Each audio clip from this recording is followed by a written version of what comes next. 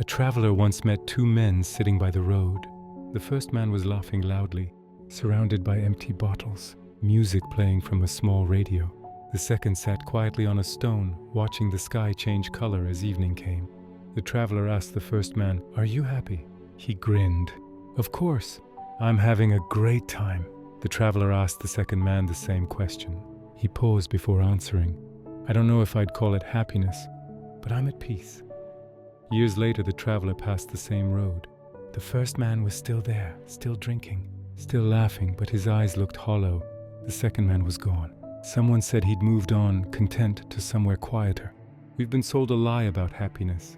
We've been told over and over that the happiest person is the one who enjoys the most pleasure, the most fun, the most excitement, the most experiences. And so we chase enjoyment like it's the measure of a good life.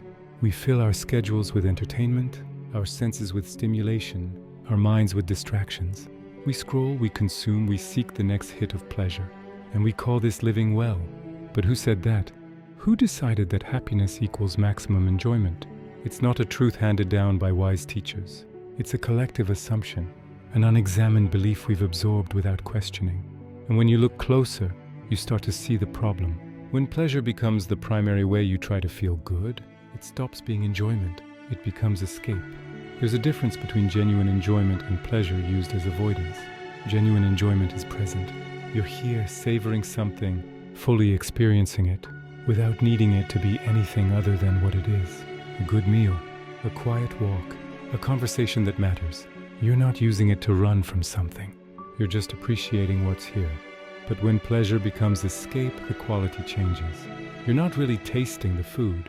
You're using it to numb discomfort. You're not watching the show because you care about it. You're watching it so you don't have to feel what you're feeling. You're not scrolling because the content is meaningful. You're scrolling because stopping would mean facing the quiet, the boredom, the underlying dissatisfaction you've been avoiding. And the more you use pleasure as escape, the less it actually satisfies. You need more of it. Louder music, stronger stimulation, constant novelty.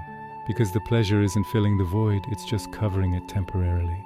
And when the distraction ends, the void is still there, often deeper than before. The Buddhist teachings speak clearly about this. They don't say pleasure is bad. They say clinging to pleasure as a solution to suffering creates more suffering. Because pleasure is impermanent. It fades.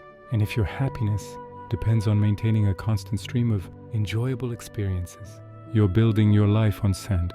The moment the pleasure stops, you crash. And then you're scrambling for the next hit, the next distraction, the next escape. The Stoics saw this too. Seneca warned against becoming a slave to pleasure. Always chasing, always needing, never content. He said true happiness isn't found in accumulating enjoyable moments, but in cultivating inner stability, a state that doesn't collapse the moment circumstances change or pleasures fade. So what's the alternative? Not rejecting pleasure. Not living some joyless, austere existence, but learning to discern, am I enjoying this or am I escaping? Am I present with this experience or am I using it to avoid something I don't want to face? And when you start to ask that question honestly, you'll notice the difference. You'll feel it in your body.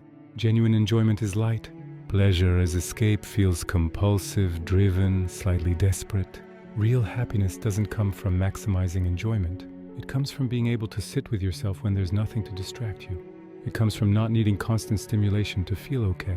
It comes from facing the quiet, the boredom, the discomfort you've been running from, and discovering that you can meet it without collapsing. This doesn't mean life becomes dull. It means pleasure stops being a necessity and becomes a grace. You can enjoy things when they're here, but you don't depend on them. You're not constantly chasing the next experience to avoid the present one. You're just here. And that presence, that ability to be with what is, creates a kind of contentment that enjoyment alone never could. The person who needs constant pleasure to feel good is fragile. Their happiness is hostage to circumstances, to availability, to whether the next distraction arrives on time. But the person who can be at peace without needing anything added, they're free.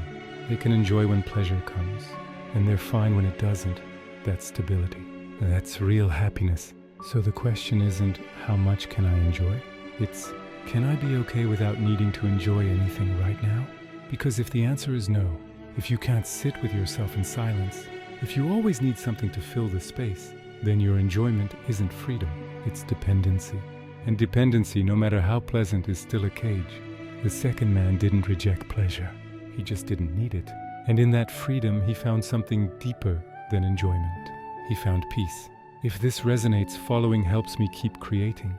But if not, that's fine. Thank you for being here. See you tomorrow. Have a calm and peaceful day.